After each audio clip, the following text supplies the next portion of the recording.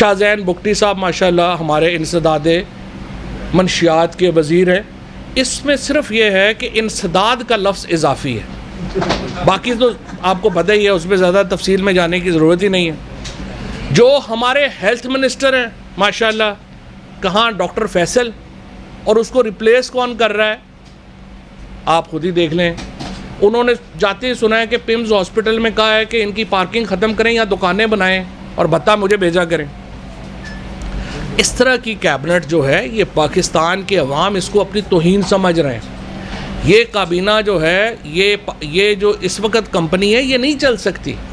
मैं अपने तमाम जो पाकिस्तान के इस वक्त अवाम हैं वो एक तरफ खड़े हैं और ख़वास एक तरफ खड़े हैं। मैं उन ख़वास को ये कहना चाहता हूँ, आप पाकिस्तान के अवाम की सोच से मुख्तलिफ सोच लेके मुल्क नहीं चला सकते। मुल्क अवाम की ख्वाहिशों पे चलता है और इसीलिए हम क्या करें, हम कह रहे हैं इलेक्शन करवाएं। आप इलेक्शन करवाने को तैयार नहीं है। मुझे आप बताएं, आप कहते हैं ये इलेक्शन हम नवंबर के बाद कराएंगे। मुझे नहीं पता नवंबर में क्यों इतना प्रॉब्लम है कि नवंबर के बाद कराएंगे। चले आप नवंबर के बाद मुझे करा लें, पर नवंबर तक मुल्क कैसे चलाएंगे? आपका डॉलर आज जो है अब तक 5 रुपया डॉलर जो है, जब से ये हुकूमत आई है डॉलर अप्रिशिएट हो चुका है, 186-87 के ऊपर ट्रेड हो रहा है। स्टॉक मार्केट जो है वो मुकम्मल इन्हतात का शिकार है। हमारे फॉरेन रिज़र्व जो हमने एक एक पैसा जमा किए 16 अरब डॉलर पे पहुंचाए, उनमें बदतरीन तनज़्ज़ुली जो है वो देखी जा रही है। पाकिस्तान की मईशत इस वक्त श्रीलंका के रास्ते के ऊपर गामज़न है। अब से कुछ देर पहले बाद, चूँकि हमाद ने एक डिटेल प्रेस कॉन्फ्रेंस करनी है इकॉनमी के ऊपर, तो मैं इकॉनमी के ऊपर ज़्यादा बात नहीं करूँगा। मैं सिर्फ ये बताना चाहता हूँ, आम आदमी के लिए ज़िंदगी पाकिस्तान में अजीरन हो गई है और और ये जो हुकूमत जिस तरीके से जा रही है, ये हमारी इकॉनमी को हमें श्रीलंका से भी नीचे ले आएंगे। इनको कुछ पता नहीं, क्योंकि देखिए लाखों करोड़ों लोग इनकी गैर कानूनी हुकूमत के ख़िलाफ़ बाहर खड़े। ये उन लोगों के ऊपर, उन लोगों के प्रेशर की वजह से कोई फ़ैसला नहीं कर पा रहे। ये तेल की कीमतों को पहले दिन 30 रुपये बढ़ाना चाहते थे, लेकिन ये इसलिए नहीं बढ़ा पा रहे कि लोगों का प्रेशर है, लोगों की आंखों में खून उतरा हुआ है। और इस वक्त ये जो लोग हैं ये दुबके बैठे हैं। इनमें से मैं आपको बताऊं, ये जो मिनिस्टर्स हैं, ये जो इस वक्त जो नूर आलम के साथ हो रहा है, ये इन सारे वज़ीरों के साथ हो सकता है। ये अपनी ये गली में मोहल्ले में निकलने के काबिल नहीं है इस वक्त, इसलिए कि अवाम जो है वो इन लोगों से नफ़रत कर रही है। और इस वक्त समझा ये जा रहा है कि इन्होंने पाकिस्तान को गिरवी रख दिया है गैर मुल्की ताकतों के आगे, और उसकी वजह से एक शदीद नफ़रत है। पाकिस्तान को अगर आपने नॉर्मलाइज करना है, पाकिस्तान को आपने वापस एक लेके आना है नॉर्मेलिसी की तरफ, आपको इलेक्शन करवाने पड़ेंगे। और यहाँ पे मैं ये भी बता दूँ, इलेक्शन कमीशन के ऊपर हमने रेफरेंस दायर किया है, और जो फॉरेन फंडिंग का केस है उसके ऊपर भी ये लोगों की गलतफहमी है कि पीटीआई को या इमरान खान को कोई डिस्क्वालीफाई कर सकता है और वो बैन कर सकता है। इस वक्त जिस तरह से एक वक्त में जुल्फ़िकार अली भुट्टो था ना, एक वक्त में पॉलिटिक्स थी पाकिस्तान की, या भुट्टो के साथ हैं या भुट्टो के ख़िलाफ़ हैं। अब पाकिस्तान की पॉलिटिक्स इमरान खान के इर्द गिर्द घूमती है, या आप इमरान खान के साथ हैं या इमरान खान के ख़िलाफ़ हैं। इमरान खान के बगैर पाकिस्तान की सियासत ही कोई नहीं है। सो ये जो हमें बताते हैं ना रोज़ाना टेक्निकल मुशगाफियाँ, इनको मैं बताऊं, आपको छुपने का रास्ता नहीं मिलेगा। इसलिए आप जिस तरीके से पाकिस्तान का आइन और कानून है उसी के मुताबिक आगे चलने दें, पाकिस्तान में इलेक्शन होने दें, लोगों को अपना फ़ैसला देने दें। उसके बाद हम देखेंगे कि पाकिस्तान में हुकूमत किस तरह से बनती है, पॉलिसीज़ किस तरह से बनती हैं। पाकिस्तान की सोसाइटी जो है वो इस वक्त एक बिल्कुल सिविल वॉर के वर्ज के ऊपर है, और ये हम नहीं चाहते। पाकिस्तान में अगर इस वक्त आज पाकिस्तान में अगर गली मोहल्लों में लड़ाइयाँ नहीं हो रही हैं, खून नहीं बह रहा है, सिर्फ इमरान खान की और पीटीआई के सब्र और तहम्मुल की वजह से नहीं बह रहा। इमरान खान ने अभी तक अपने जलसे जुलूसों में, अपने बातों में इंतहाई ज़िम्मेदाराना गुफ्तगू की है, और उन्होंने हर जगह के ऊपर वायलेंस को, हर जगह के ऊपर जो तकसीम है उसको कम करने की कोशिश की है। हमें आप दीवार से ना लगाएं। अगर आप दीवार से लगाएंगे बहुत नुकसान होगा, और सबसे ज़्यादा नुकसान जो है वो उनको होगा जो दीवार से लगा रहे हैं। ये दीवार से नहीं लगाना चाहिए, क्योंकि आप एक सियासी कुव्वत है और सियासी कुव्वत का एहतराम करके आपको आगे चलना पड़ता है। और जहाँ तक मैं ये समझता हूँ कि इस इस वक्त की जो सूरत हाल है उसमें हमारी मईशत डूब रही है, हमारी सियासत जो है उसका बेड़ा गर्क हो गया है, और अब हमारा एक समाजी मामला पैदा हो गया है। हमारी समाजी तकसीम बहुत बड़ी हो गई है और इसको बहुत ज़रूरत है कि इसके ऊपर हम सब्र का मुजाहरा करें और इसको कंट्रोल करके हम इलेक्शंस की तरफ जाएं। शुक्रिया जी। अभी आपने जिक्र किया है कि जो अदलिया है, जो जज अगर आज़ाद फैसले करें तो उनकी ज़मानतें मंसूख होगी, ये जेल में जाएंगे। सुप्रीम कोर्ट भी 24 घंटे खुली है लेकिन फैसला नहीं कर रहे। इसका मतलब आपको अदलिया पर तहफ़्फ़ुज़ात हैं और आप 3 साल रहें, क्यों नहीं ठीक कर सकें? देखिए, पहली बात तो यह है कि जुडिशल रिफॉर्म्स तो होने चाहिए, इसमें तो कोई शुबा नहीं है, और लेकिन जुडिशल रिफॉर्म्स के लिए 2/3 मेजॉरिटी चाहिए, और जो ही इंशाल्लाह इस बार अब हमें 2/3 मेजॉरिटी मिलेगी तो जुडिशल रिफॉर्म्स तो पैरामाउंट हैं, उसमें तो कोई शुबा ही नहीं कि वो होने चाहिए।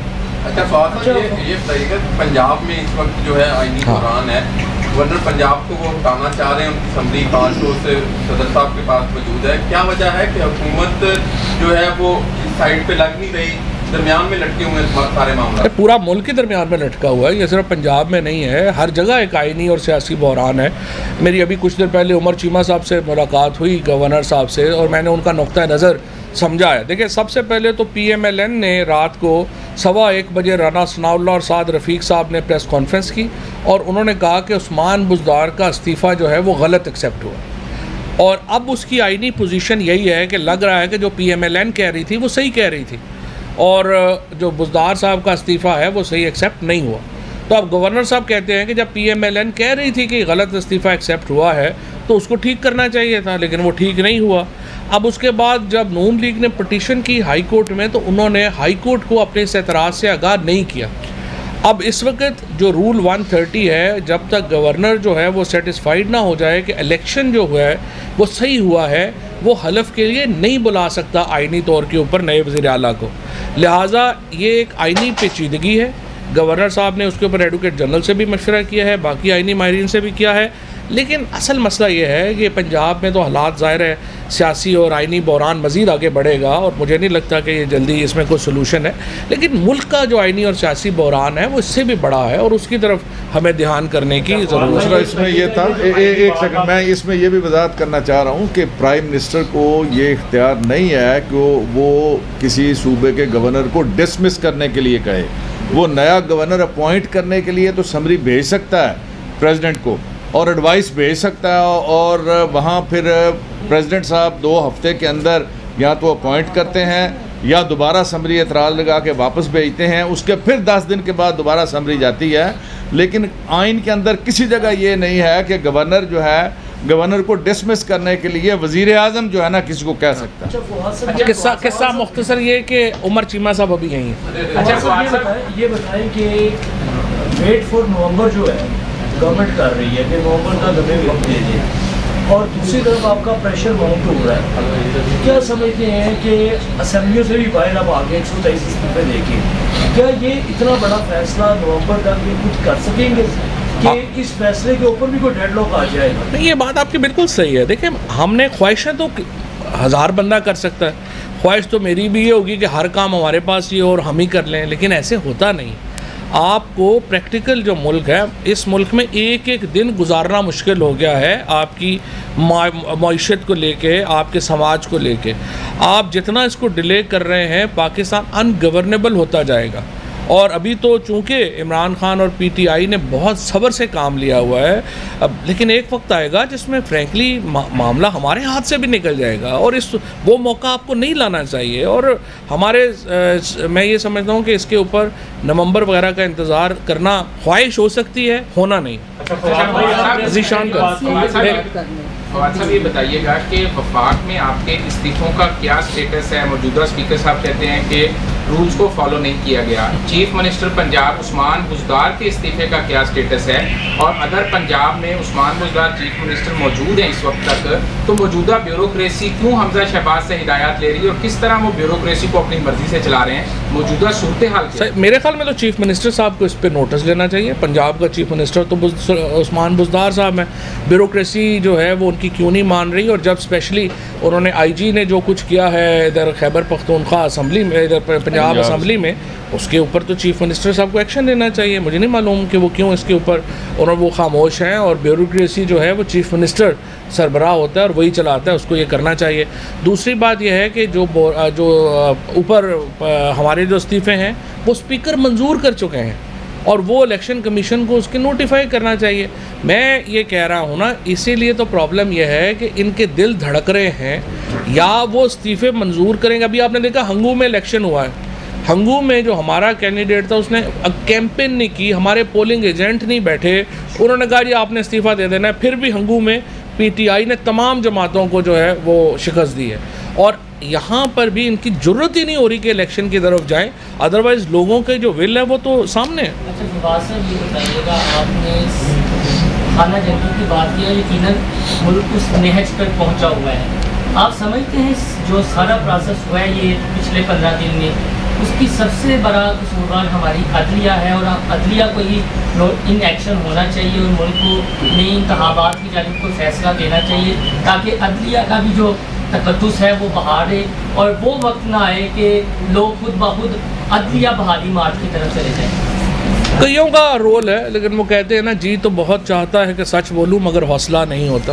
बोल लेंगे, अभी मेरी किताब का इंतज़ार करें। चौधरी सरवर साहब का जो इस्तीफा, सर उस्मान बुज़दार साहब का इस्तीफा चौधरी सरवर साहब ने मंजूर किया। उन्होंने प्रेस कॉन्फ्रेंस में कहा कि प्राइम मिनिस्टर ने मुझे फोर्स किया।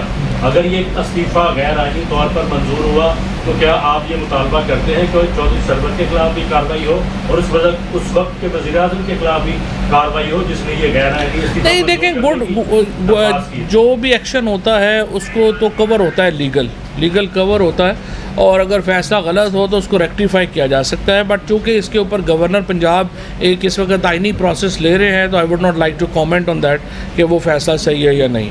Thank you. कदों वाली किताब